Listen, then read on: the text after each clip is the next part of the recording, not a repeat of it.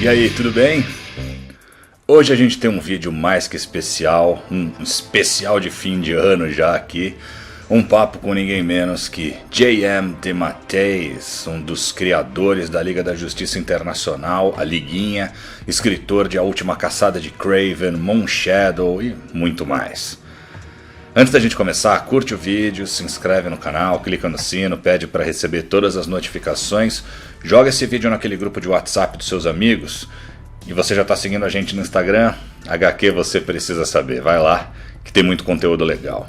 Vamos lá, vamos conversar com mais essa lenda dos quadrinhos. Mr. DeMatteis, it's a huge honor to have you here. Welcome to HQ Você Precisa Saber. Hello, Rafael, it's a pleasure to be here. I have to begin talking about Justice League International. It's one of my favorite materials in comics. I grew up reading it. Here in Brazil, we call it Liguinha. That means Little League. Did you know that? No, I didn't know that. It's not a pejorative term, it's a caring one. We love JLI here in Brazil. We recently lost Keith Giffen, one of the great names of this industry ever. You worked with him for many years. I'll let you say some words about him.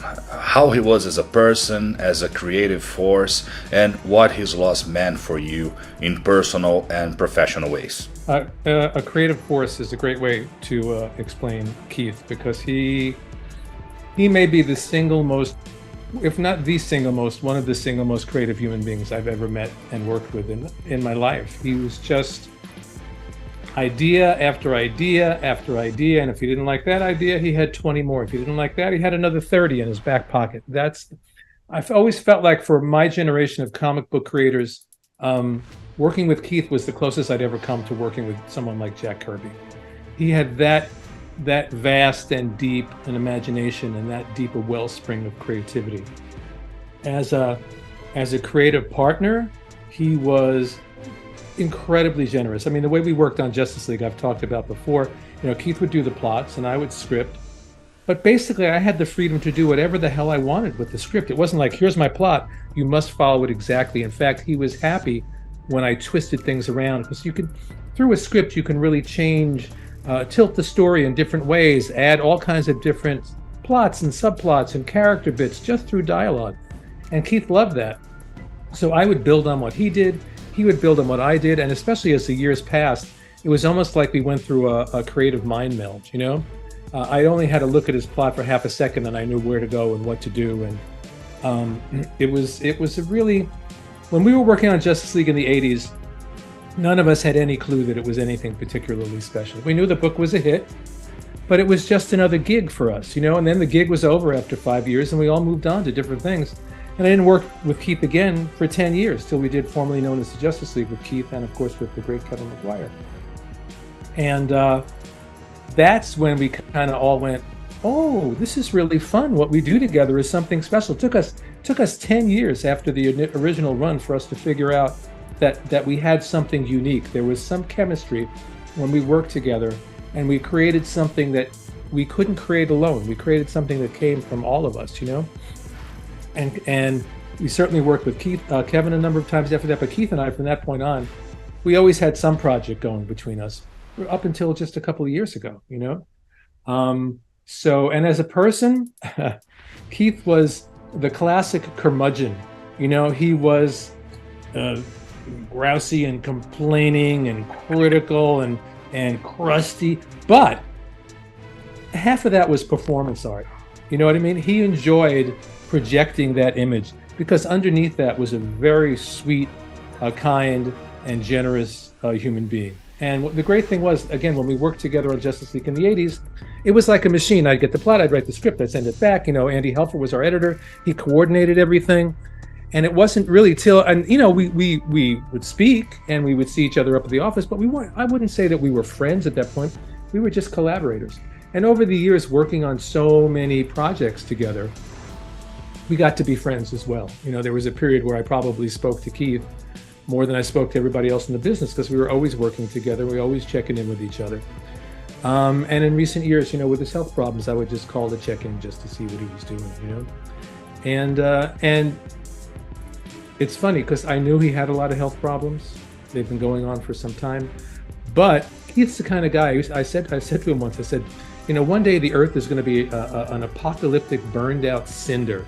Nothing will be left. No one will be left except you, sitting on a rock somewhere smoking a cigarette. I thought he'd outlive everybody, so it was still a shock and still really sad that he left, because he could have had many years left in him. It was a shock for me too. I guess it was for everybody. But I guess I understood it wrong. In another life, you said Giffen would do his job and you would do yours, that you wouldn't interfere in his plots. In the 80s, when we first did it, we basically didn't. Once in a while we talk about it, but basically he did the plots, he passed it over to me, and then I did what I did. Over the years, we would discuss things more. But the fun of our collaboration was, even if we discussed things, we would talk about a plot, and once Keith went off to do the plot, he'd do whatever the hell he wanted. It might have nothing to do with whatever our conversation was. And it's the same thing. Like I said, I had the freedom to do whatever I wanted. So that, I can't think of many people that would allow you that freedom that we had with each other, to really take the same story, and if we wanted to, go in completely different directions with it. But it was kind of that tension between the two creative points of view that made the story so much fun, I guess it could be difficult for one of the greatest writers of the business as you are not to give your opinion about where a story could go. So you had the freedom to talk to him about the plots. Right, but he had the freedom to completely ignore me when I said that. And that was, but Keith is so talented, it didn't matter. I always said I have to give him like 55% of the credit, because he's the one that had to face the blank page and create that story. I always had his plot to bounce off of. Even if I took something and went in the opposite direction from what he intended, I was bouncing off what he did originally, and then I built on that. And then in the next thing, he would build on me and so forth. But he's the one that always had to face the blank page. He used to do breakdowns to the story, right? How would you receive it? Like a mini comic book. Okay. Like on typing paper, drawn out, with very basic but really, really clear storytelling, little notes in the margins, and that was his plot. We went through a couple of years where he decided he wanted to write the plots as sort of a first draft script. And I didn't like that as much. It wasn't as much fun. And after a period of time, I said, let's go back to the other way, because it felt more constricting when he had all these words on a page as opposed to his little comic book, So we went back to that. I don't have all of his plots, but I have a lot of stuff from recent years. Like I have every plot that he did, I think, for Scooby Apocalypse and Metal Men and the things that we did then. I may even going back to like I Can't Believe It's Not the Justice League and those things. They're beautiful lessons in storytelling, because he was an impeccable storyteller. Impeccable. All I'd have to do really is look at the pictures and I knew what's going on, and off I went, I read the idea of making it a humor title was Giffen's, right? It really wasn't anybody's idea. That was not the plan going in. No one ever said to me, and we never said to each other, we're doing a humorous superhero book. Never. Keith has a sense of humor, so there was some humor in his plots, and I built on that humor, and I spun that around, and he built on. But it was never a plan. It was never a plan, and somewhere along the line, we realized, oh, this is what we're doing. In a way, it was more the characters doing it than us. You get Beetle and Booster talking to each other, and we discover, oh, these guys are very funny together. They have chemistry. And so, but in the beginning, nobody ever said we're doing a humorous superhero book. We were just doing another superhero adventure book. It just so happened Keith sprinkled some humor in there, and I went, ooh, well, let's do that. I like that, and I would play with that, and it just happened naturally. It was not a plan. Very little that we did was a plan. The whole thing was very spontaneous. Who was the first on board? Giffen invited you to do the book with him? Well, I actually worked on the previous, I wrote the last stories of the previous incarnation of the Justice League, the Detroit Justice League. Detroit. And Andy Helfer asked me to write the last 6 or 7 issues after Jerry Conway left. And it's funny because I look back, it's like I wrote that, then it took me years before I got to write the classic Justice League with Superman, Batman, and all those guys. I never got to write them until I was writing for the Justice League Unlimited TV show. But I finished the Detroit League and I thought I was done. And then Andy Helfer called me up because the original plan was Keith was going to write that Justice League by himself. And he decided he wasn't ready to write solo. And they sent me what Keith had done on the first issue, and I thought, this is great. What do you need me for? You know, and I fought with them for like months, even when I was on the book, thinking they didn't need me. And then but they wanted me to come on, so I came on. And after about 5 or 6 months, I was like, oh, this is really fun. Why did I want to leave? I'm going to stick around. The next thing I knew, it was 5 years later, and we'd done like hundreds and hundreds and hundreds of pages worth of material. Justice League Europe, Justice League Quarterly. I was doing spin-offs with Dr. Fate and Mr. Miracle and all these things, you know, Martian Manhunter. So for those 5 years, probably 80% of what I was writing was Justice League or Justice League adjacent. I was wondering here, if you were the only responsible for the dialogues, are you the creator of the bwahaha laugh that would become the symbol of this version of the League? We don't know. Keith and I used to talk about this all the time. I thought that he had a bwahaha in his plot somewhere. And I thought, I like that. And I started to use it over and over and over and over and over again and turned it into a running gag. He claimed that I was the first one to do it, and he built on what I did. So, and we decided we don't want to know which one of us came up with it. We like the idea that it's a mystery. A thing that happened more than once in this JLI run was a character enters the team, but soon he's out. Just in the beginning, Dr. Light is forced to enter by Maxwell Lord, but 2 issues later, she's not in the team anymore. Then comes Booster Gold to replace her. Sometime later, Wonder Woman enters Justice League Europe, but in the following issue, she's not in the team anymore. How would that work? Why somebody said, yes, you can use the character, but shortly changed his mind and said, no, you can't. I don't have the answer to it, but there were editorial heads above ours that were making these decisions. Oh, you can have this character and you can have that character and you can't have this character. I mean, that's one of the reasons why our book succeeded, because of all the characters we couldn't have. By not letting us have all those other characters, they gave us these so-called B-level characters that we could make our own, and it made the book unique. So, no, I am not privy to those decisions. You know what I mean? It's like Captain Marvel also. I never quite understood why we had Captain Marvel, and then we didn't. There was some legal thing going on that I didn't understand, because I thought he was a great addition to the team, but then he wasn't there. So you work with what you got, you know, and we always managed to work with what we had. So nobody came to you and said, you can't use this character because of this or that? They didn't come to me, they didn't come to Keith, they came to our editor, they came to Andy Helfer. He's the one that dealt with all that kind of behind-the-scenes craziness and always really protected us from it, you know? A similar question. You wrote a lot of scripts for DC cartoons. Why some characters could not be used in the Justice League Unlimited, for instance? You could use Booster Gold, but not Blue Beetle. Firestorm never shows up in that cartoon. The Justice Society of America was replaced for characters invented for the show. Why was that? Again, that's like way above my pay grade. Those are decisions being made like by DC, by the producers, but you know what I mean? I have no idea. I have no idea why those decisions get made. It's very rare that I am privy to those decisions. It's just like, nope, this is what we're using. Now go write the story. Okay. Let's go to Marvel now. You have a long run in Captain America with Mike Zack.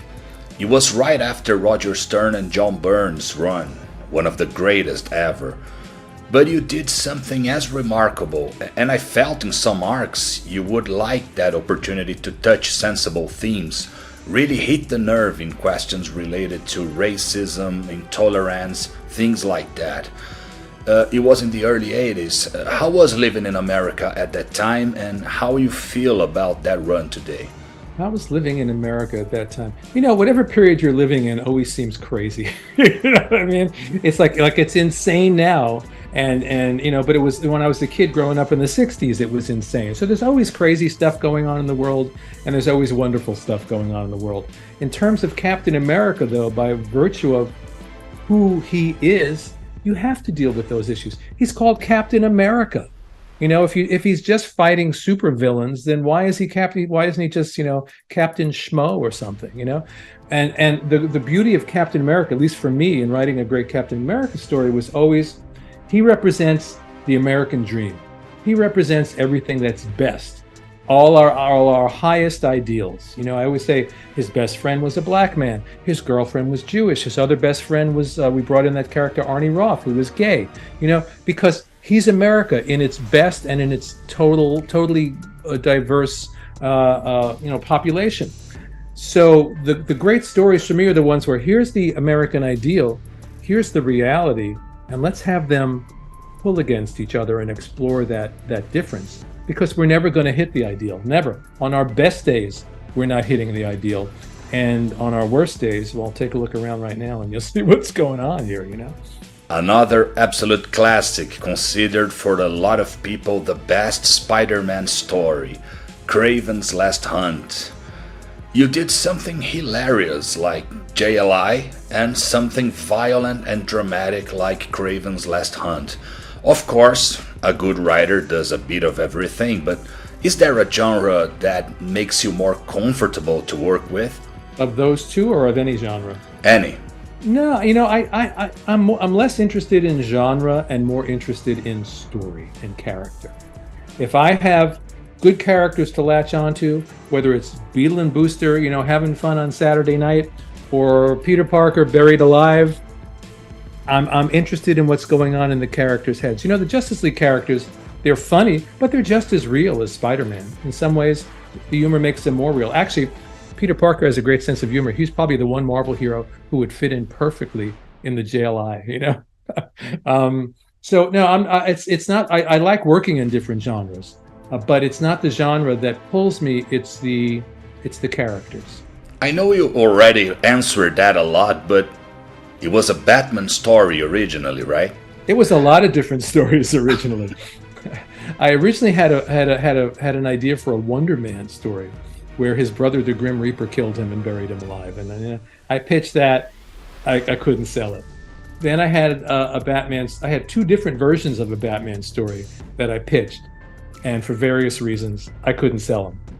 But you know, as a writer, you never give up on an idea. You just keep developing it. You keep, you know, nurturing it and letting it grow. And then I got invited to go back to Spider-Man, and I pitched them the story.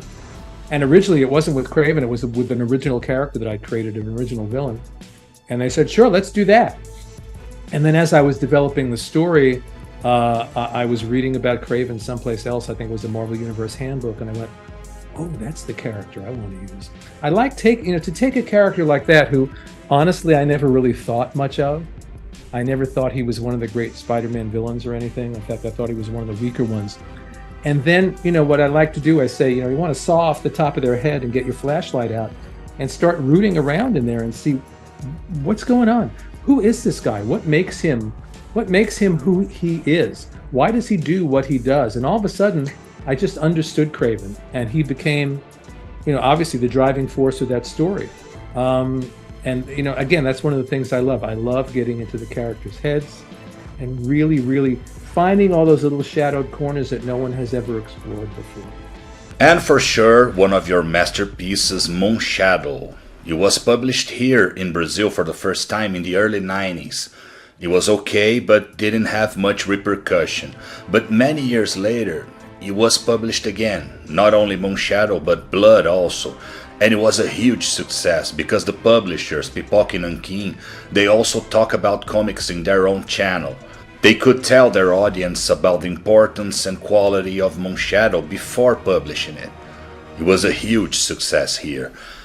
It is a sold-out title at this moment, I guess. They did a beautiful job with it. Yeah, that was the Dark Horse edition that we did, I guess, back in 2019, and they did their version, which was just beautiful. I agree with you. They are very good at that.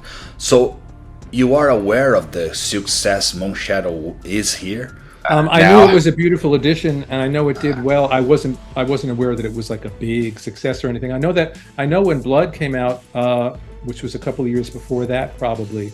That did very well and won some big award that I don't remember what it was, but I know it won an award. It's always great to see this work that means so much to me that may have been out of print, or in your case, really wasn't available, find a new audience. That's what you hope for with stories. You don't want them to sort of just disappear after they come out, they have the little flurry of activity and disappear. You want them to keep being reprinted and finding new audiences. So when I go to conventions and people come up and they say, oh, I just read Moonshadow for the first time last week, or Kraven, or Justice League, or Blood, or whatever it is. That's the best. I love that it's still new to people, because we don't pick up a Charles Dickens novel and go, well, it was written in the 1800s, it's an old book, I'm not going to read it. People are discovering Dickens every day. When I was 15 and read Dickens for the first time, it was like a light went off in my head. So you want people to be discovering the work, and then to get like the edition that Dark Horse did, which was such a beautiful edition, and there'll be a paperback version of that coming out in the United States next year. It's really gratifying. I've got a new edition of my Brooklyn Dreams, which I don't know if that's ever come out there. That's my autobiographical graphic I'm not novel. sure. Well, maybe once it's going to come out through Dark Horse next year. So maybe once Dark Horse puts that out, it'll come out in Brazil. It's one of my 2 or 3 favorite things that I've ever done.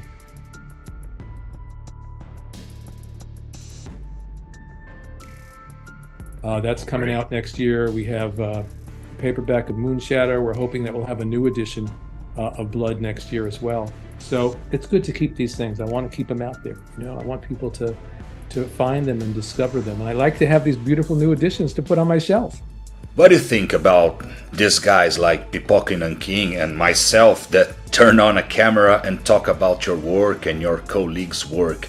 You used to accept invites to talk to those fans that became content creators, as you did with me. The way the media changed since your early years is a positive way? Yes, I think so. I love the fact that we can be sitting here right now, and we're nations apart, and we're having this conversation. That's one of the reasons I've enjoyed going to international conventions over the years, because I don't think about the fact that this stuff has been reprinted all around the world, and so there I am, in whatever it is, Mexico or Italy, and someone comes up to me, or I'm talking to you and says, oh, I read this book of yours and it meant so much to me, or you meet the guy that translated the book. It's a wonderful thing for me. And sometimes it feels like I know on social media, a lot of people from Brazil reach out to me. And it's such a great feeling, to know that there are people all over the world that read and enjoy the work, and that through podcasts, through social media, we can connect. And that's the best part for me. I love connecting with the people that read and enjoy my work. When I was a kid reading comics, if maybe you wrote a letter to a comic book and maybe it got printed and somebody answered it, but you weren't really sure who it was. And now, on whether it's, Blue Sky or Twitter or Threads or Facebook or whatever, people can reach out and we can directly interact. And I love that, because virtually every day, someone reaches out to me with some story, or how much the book meant to them, or the stories. I read your story at a pivotal moment in my life when I was really in pain, and it really helped me. Oh, I had cancer last year, and I read your story and it helped me get through it. Whatever it is, stories that really move me and touch my heart. And that's all because of the world we're living in now. There's a lot of things wrong with social media, but what's great about social media is that ability to connect between creator and audience.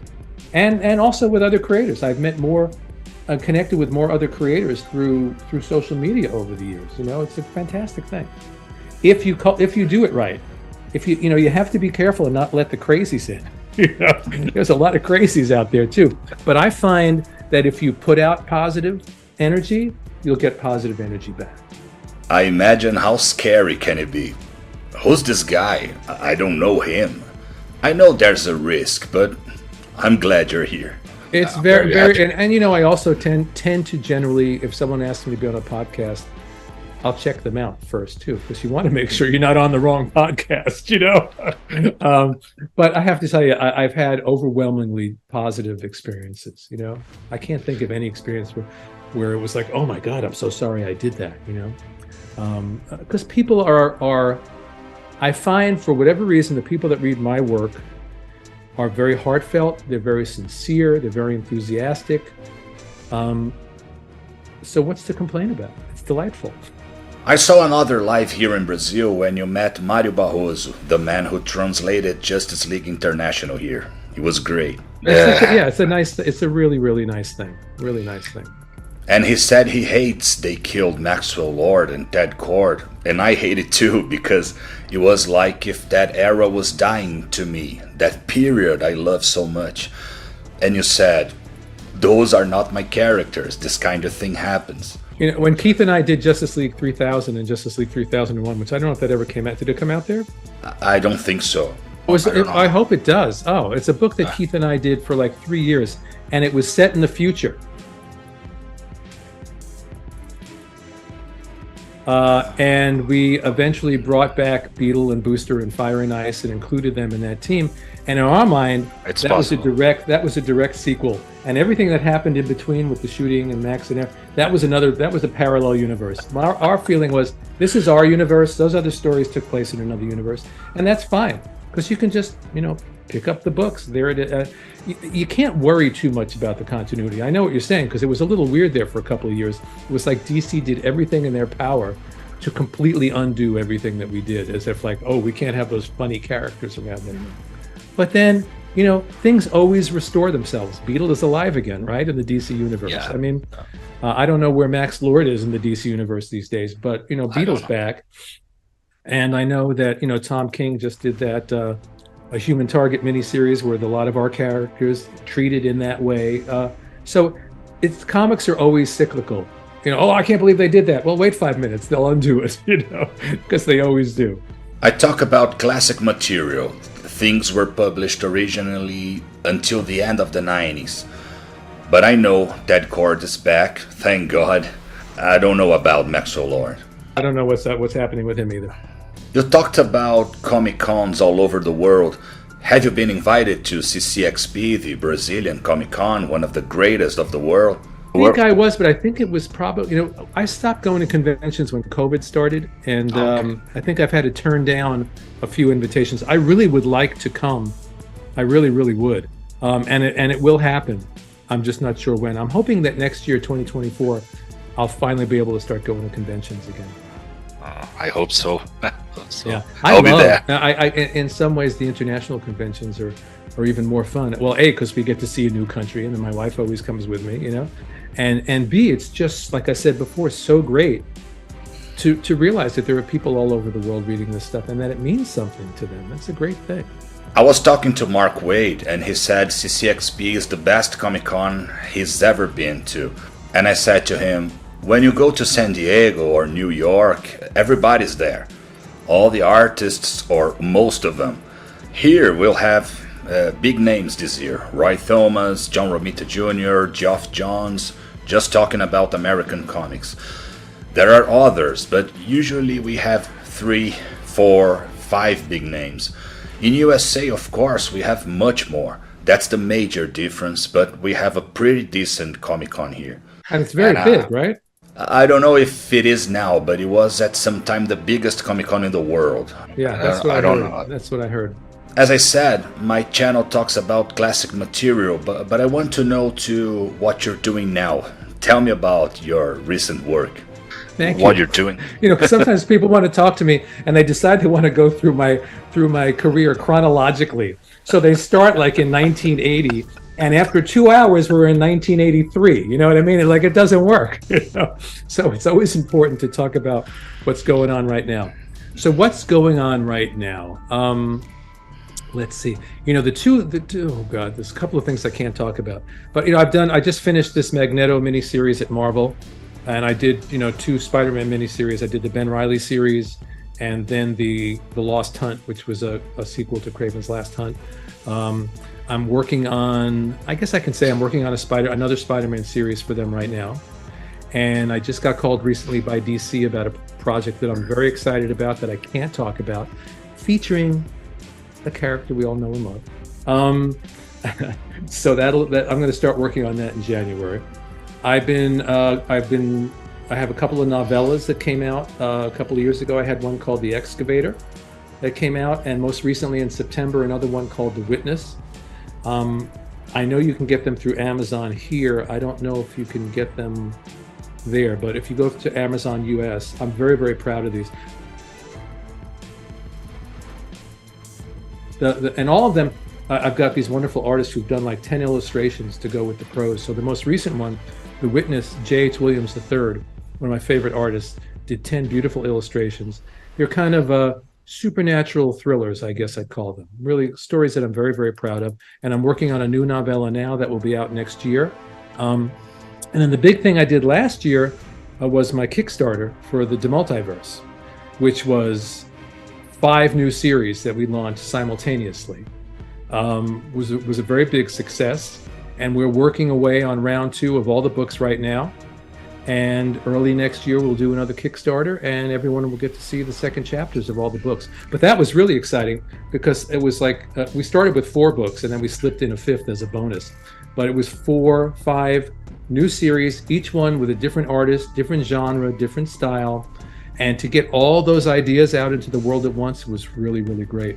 And if anyone missed the Kickstarter, you can go to spellboundcomics.com, which is the website we have set up, and you can buy any of them. There's a beautiful collected edition that Liam Sharp did a beautiful cover for that you can get there too, which has 4 out of the 5 books in it. So that's some of what I'm working on.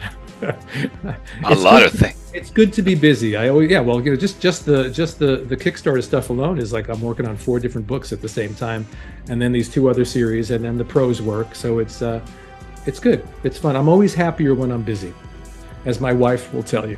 If there's like too much space in my creative life, I start wandering around the house like a madman. What am I supposed to do now? You know.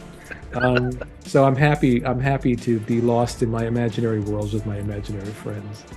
Some time ago, I translated the first number of Justice League Europe for my channel.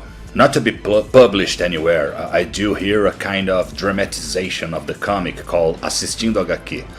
That means watching comics. And a character enters the League embassy in Paris, says the word braces and dies. The members of the League keep trying to figure out why he said that word. And later we discover he's a Nazi. I didn't know how to translate this because braces in English means that thing you put in your mouth to fix your teeth, a thing you put in your arm, or this thing that holds your pants. I tried to talk to you to ask you, but I didn't have your contact at that time. Then I met those guys from Bwahaha podcast. They said they would ask you, and they said you answered, I don't have a clue. That's exactly the answer I'll give you right now. I don't have a clue. It was in the plot, so I put it in, but I don't even, did it ever even pay off later on? Was it ever never explained later on or anything? I think it never returns. I would guess it was just a code word, but that it was never followed up on. I don't want to blame Keith. That would be bad. I assume braces means this thing to hold the pants because it's a Nazi outfit. And that's why your guess is as good as mine. I'd have to go pull that book off the shelf. I haven't looked at it in 30 years. You know what I mean? So I really have no memory of that. So I can't help you. Yeah. Yeah, they don't talk about it again in the arc. I read issue 2, 3. It's never mentioned again. And I mean, since I don't remember, did they go investigate? Obviously, I remember there was an investigation trying to figure, but they never go to investigate, and that word never pays off anywhere. I talked to Mario Barroso, and he said, I translated the same way, but it's a guess. Well, it was probably it was probably an idea that Keith had in the moment, and then kind of got, it happens sometimes. When you're working on these monthly books, you're really cranking the work out, and sometimes. And then if you're doing, Justice League Europe, Justice League Quarterly, and God knows what else we were doing, sometimes things slip through the cracks and you have this brilliant idea. Or I was just working on a story the other day, and I went and I was working on the second issue, and I was giving these characters names. I went back and I looked at the first issue and went, oh, I already gave them a name in the first issue. Now I've changed their name. I had to go and fix all that. Because sometimes you just forget, and it slips through the cracks. You hope your editor catches it, Yeah. But it's really, but so I try to stay on top of that stuff, but sometimes you make mistakes. We're human, we make mistakes. But I'm going to say that braces had great significance, and it was actually a stroke of genius. And if you look more deeply into that story, you'll find the answer to a question that I have no idea what the answer is. I'm always reading it again. Someday, who knows? Now it's time to officially stop worrying about it.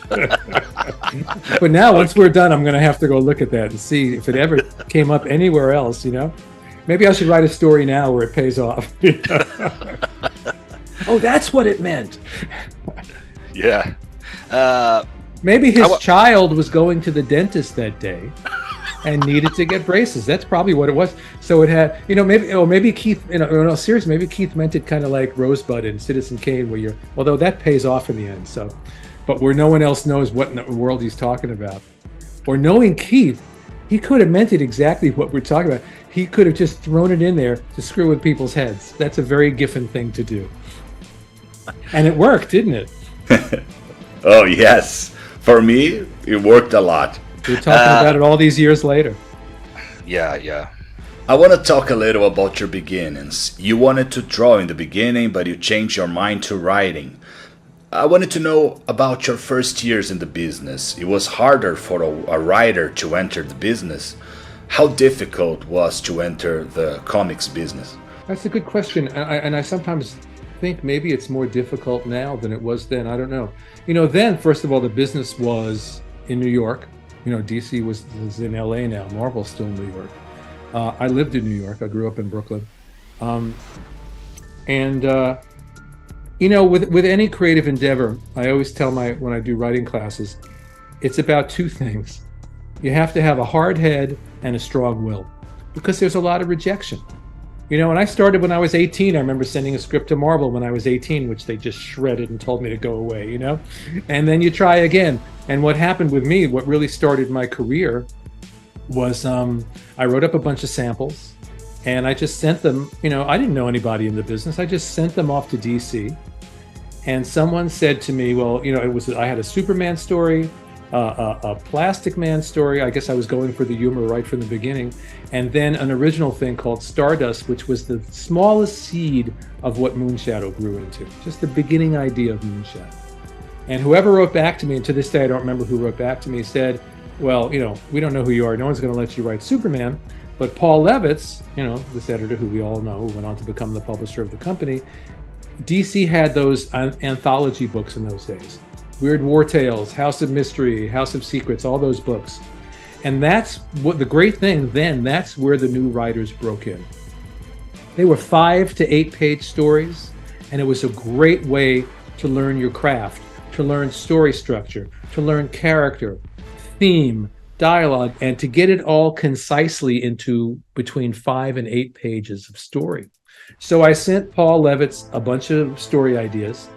I guess I must have, gotten passed over to him, and he said, send me some ideas. I sent him some ideas, and I still have Paul's letter. I should copy it and put it on the internet, because he shredded every single idea I have, tore all my ideas apart. But at the very end, he said, feel free to submit again. So someone else in my position would have said, oh my God, he tore my story ideas apart. I can't send him anything again. I'm going to fail. In my eyes, if it was a cartoon, it would have been these giant words jumping off the page. Feel free to submit again. That's all I needed to see. So I wrote some more ideas. I sent them in. He rejected them. Some more ideas. He rejected them. Any one of those things was an opportunity for me to say, I'm never going to do this. I'm just a failure. I'm going to just forget it and give up. But I have a very hard head and I have a very strong will. And I wanted to do this. And just for me, just the fact that Paul is even reading this stuff, this guy at DC Comics is reading my work. He's giving me feedback. What an incredible thing. And I also tell people in the beginning, when you're getting feedback, your job isn't to argue with the editor and tell him why your story is good as it is, because a lot of people do that. It's not about that. It's about listening to what they have to say, because they know more than you do. And if you want to get your foot in the door, you'll do what they tell you to do, and you will learn and you will grow. So finally, I asked Paul if I could come up to the office. Since I was in Brooklyn, it was a train ride away. I went up to the office, I pitched him some more ideas, and finally, I got one that he liked. And he sent me home to work on it, and I brought the script in, and he gave me all his notes, and I went home and I rewrote it. And I will never forget the day when I realized he's buying this story. And Paul shook my hand and said, welcome to the business. And that was a great day. That was a really great day. But At any point in that process, I could have run away and went, oh, he rejected me. He hated my stories. And a lot of people can't deal with rejection. And if you cannot deal with rejection, I don't care how talented you are, rejection is part of the process in the arts. It just is. To this day, I just had a project the other day that fell apart on me. I thought we had it set up and they passed. I've had projects that have taken 20, 25 years before I could sell them. There's always rejection. You could be the most successful writer in the world. There will always be rejection. And if you cannot handle that, then write your stories, paint your pictures, and stay home. And you might have a very good life doing that and find some other way to make a living. You have to be able to handle rejection, and you have to be willing to listen to criticism and to learn and to grow. There's time later, once you've really, really mastered your craft, to be able to start fighting and saying, no, this is how I see it, and this is what I want to do. But even then, I work with editors sometimes who are a lot younger than I am. They're in their 20s or whatever. And there's a part of my brain that's like, well, I've been doing this longer than you've been alive. Why do I have to listen to you? But the truth is, I have to listen to them, because just because they're younger doesn't mean that they don't have valuable insights, that they're not hugely talented, and they're not going to help me to make my story better.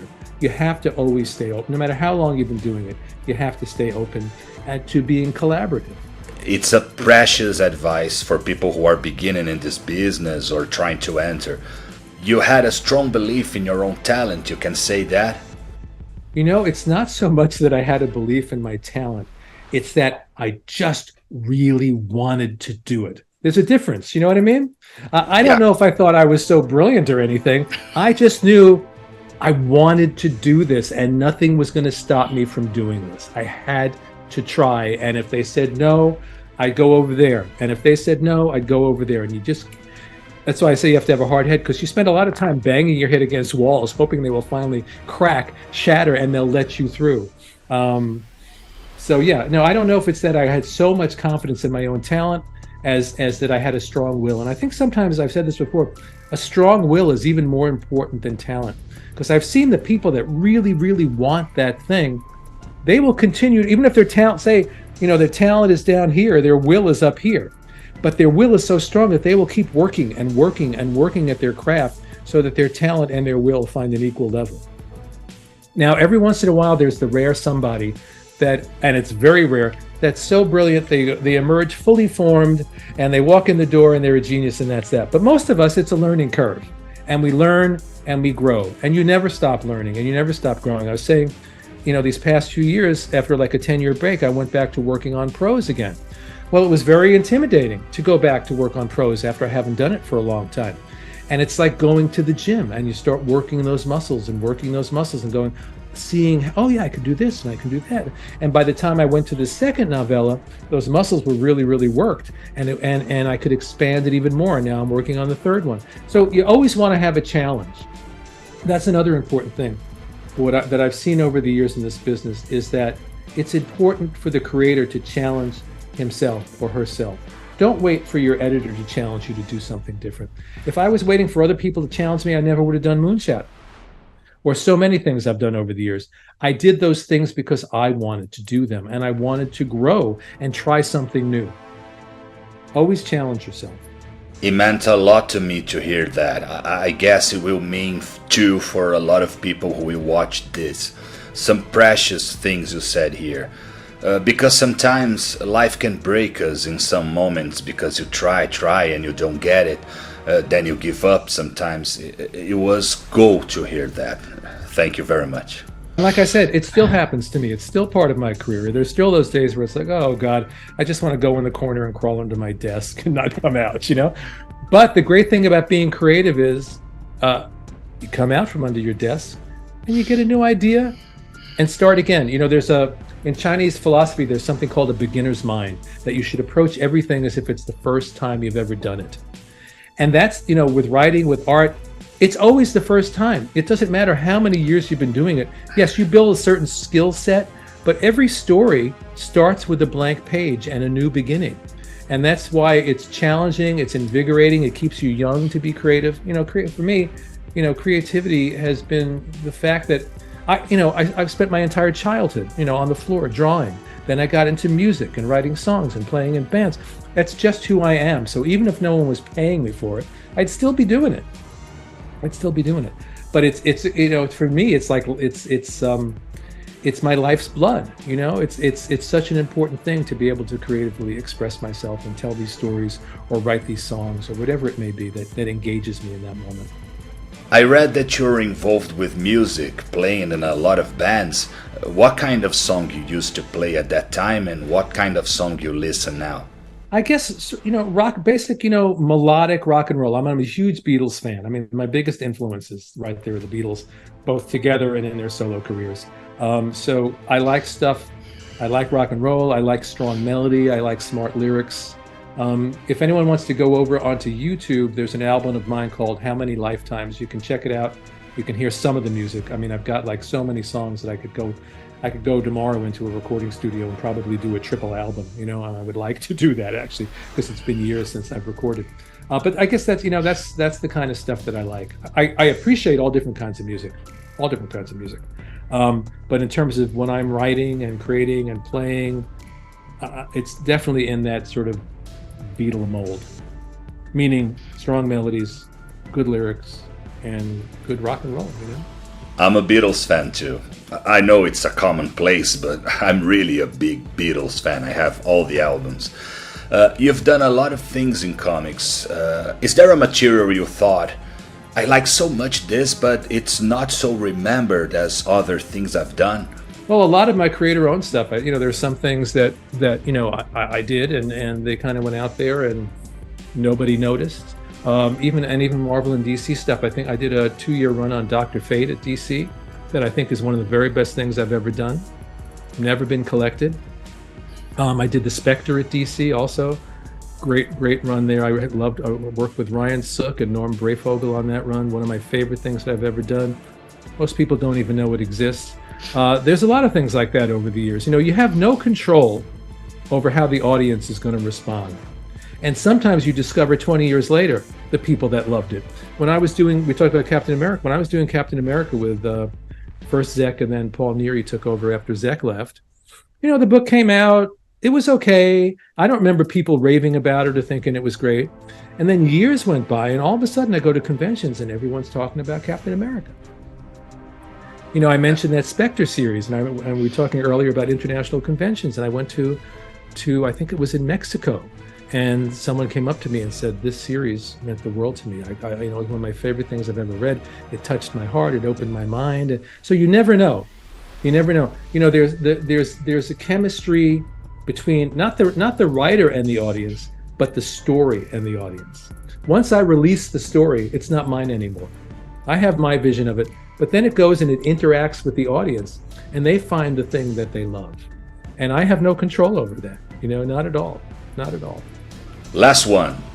Which classic materials from Marvel and DC you read and had an impact on you? Let me think. Well, you know, growing up, I grew up on classic Marvel as a kid. You know, Lee and Kirby. Jack Kirby is the god of gods as far as I'm concerned when it comes to mainstream comics. Nobody can touch the hem of his garment. He was a genius. He's maybe the only person in the history of comics that I would actually call a genius. And that includes his stuff at DC in the 70s, the New God stuff, probably my favorite comics of all time. I love Steve Gerber's work in the 70s at Marvel. Steve Gerber was a huge influence, showed me that comics could be so much more than what we thought they were. Len Wein was a huge influence on me as an editor and as a writer. Len Wein, Bernie writes in Swamp Thing, classic. You know, so many other things, but those are the first things that come to mind. Yeah. Mr. DeMatteis, it was a huge honor to have you here. Thank you very much for your time. It's my pleasure, and like I said, it's great to kind of reach out across all the miles, you know, and make a connection like this. It means a lot to me. So thank you.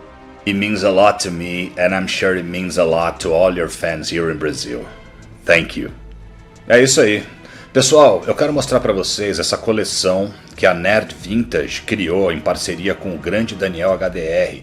Tem imã para geladeira, que é bem legal, mas tem também essas camisetas que trazem corner boxes com os grandes artistas da Marvel e DC, com o visual das suas maiores criações. Tem lá o artista, né? Tem o John Byrne, tem o John Romita, tem Frank Miller, Alan Moore, cada um com a cara do grande personagem que ele desenhou ou escreveu. Se você quiser saber mais sobre essa coleção imperdível, vai lá agora no Nerd Underline Vintage no Instagram, é só digitar Nerd Underline Vintage no Instagram e chama lá no direct o pessoal do Nerd Vintage, que eles vão te passar mais detalhes sobre como você pode adquirir essas camisetas ou esses imãs sensacionais. Por hoje é só. Nas próximas semanas a gente já teve esse especial aí de fim de ano, vamos para outro agora. Especial CCXP, tudo que tá rolando lá no evento esse ano. Depois a gente tem Assistindo a HQ, Camelot 3000 parte 6, Wolverine formatinhos e em breve a HQ que eu lia e o filme que eu vi, Aquaman 2, O Reino Perdido. Até lá!